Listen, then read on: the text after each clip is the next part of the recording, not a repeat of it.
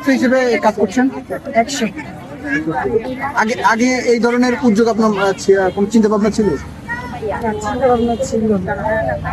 জাকির ভাইয়ের কেক দেখে কি আপনার এখানে আসেন? মূলত ওর বোন বানাইতে পারে, তারপরে দেখি এখানে অনেক কেক বিক্রি হয়, ওই চিন্তা করে আর কি এখানে আসে যে কেক যেহেতু সবারটা বিক্রি হইতেছে আমাদেরটাও হবে, এরকম চিন্তা ভাবনা। এর পাশাপাশি আপনি কোনো কিছু করছেন? না না, এই যে ঘরে থেকে আপনি একজন নারী উদ্যোক্তা হিসেবে নিজেকে গড়ে তুলতে পারছেন, কেমন লাগছে আপনার কাছে? ভালোই। পরিবারের সহযোগিতা পাচ্ছেন? হ্যাঁ। আমরা এখানে দেখতে পাচ্ছি আপনার পেছনে আরেকটি দোকান, কিন্তু আপনি এখানে একেবারে খুবই কাছাকাছি আরেকটি দোকান দিয়েছেন। আসলে কেন বসানো কিন্তু আপনাদের কথা হচ্ছে? বসা নিয়ে ঝামেলা কি, এখানে আমরা প্রতিদিনই এসে বসি। আমরা যখন প্রথমে এখানে বসছিলাম তখন আমাদেরও কেউ এখানে বসতে দেয়নি।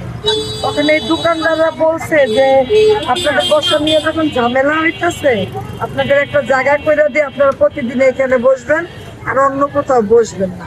তাই আমরা প্রতিদিন এখানেই বসি। কিন্তু আপনার পেছনে তো আরেকজন বসেছে। উনি আমার জায়গায় এসে বসে পড়ছে, আমি কি করবো বলেন? আমি তার উনিও যাবে না, আর আমিও উনারে বলতেছি যে আপনি আমার জায়গাটা ছেড়ে দেন, সে ছাড়েও না। আপনাদের মধ্যে সমন্বয়হীনতা কেন? তো জানি না। আপনি ওনাকে একটু ছেড়ে দিলে? ছেড়ে তো দিলামই, আপনার পিছনে উনি কিভাবে? এখন আমি যদি আর এক জায়গায় বসি উনারাও তাই আমার উঠায় দিবে, কি করবো বলেন? ওই যে এই দোকানটা যখন খুলবে উনিও আমার উঠাই দিবে, তাহলে আমি যাব কোথায়? দেখা যায় একটা কাজই করা যায়, উনি বসবে আমি চলে যাবো, এটাই করা যায়, আর কিছু করার নেই। আর যদি এইখানে বসি তাহলে তো বসলাম।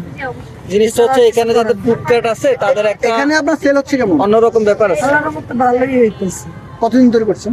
1 সপ্তাহ। কেমন? কয় টাকা এখানে ডেইলি? 4টা-5টা আনি। আরো তো বেশি আনা উচিত। সেল ভালোই হইতেছে, শেষ হয়ে যায় যা, মানে আমরা যেতে যেতে শেষ হয়ে যায়। তাহলে আপু আরেকটু বেশি আনতে হবে কেক। না, এগুলোই চলুক, এর বেশি দরকার নেই। অল্প অল্প করে শুরু করি, পরে বড় করে ইয়া করার।